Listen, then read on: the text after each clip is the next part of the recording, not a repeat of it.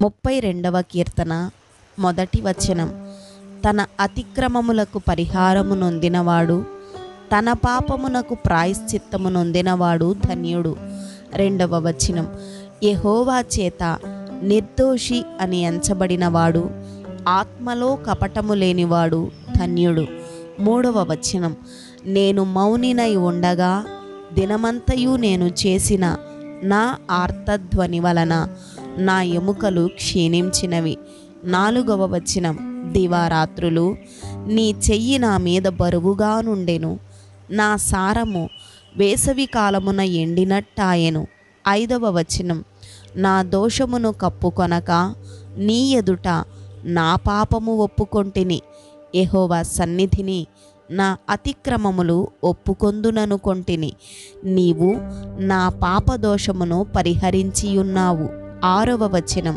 కావున నీ దర్శన కాలమందు భక్తి గల వారందరూ నిన్ను ప్రార్థన చేయుదురు. విస్తార జల ప్రవాహములు పొరలి వచ్చినను నిశ్చయముగా అవి వారి మీదికి రావు. 7వ వచనం. నా దాగుచోటు నీవే, శ్రమలో నుండి నీవు నన్ను రక్షించెదవు.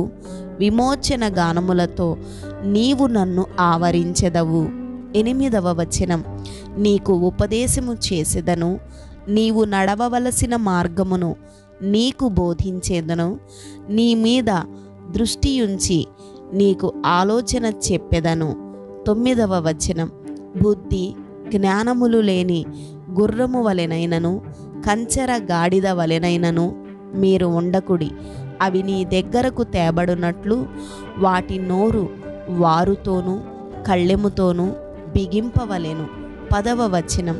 భక్తిహీనులకు అనేక వేదనలు కలుగుచున్నవి, యెహోవా యందు నమ్మిక యుంచువానిని కృప ఆవరించుచున్నది. 11వ వచనం. నీతిమంతులారా, యెహోవాను బట్టి సంతోషించుడి, ఉల్లసించుడి. యథార్థ హృదయులారా, మీరందరూ ఆనందగానము చేయుడి. ఆమెన్.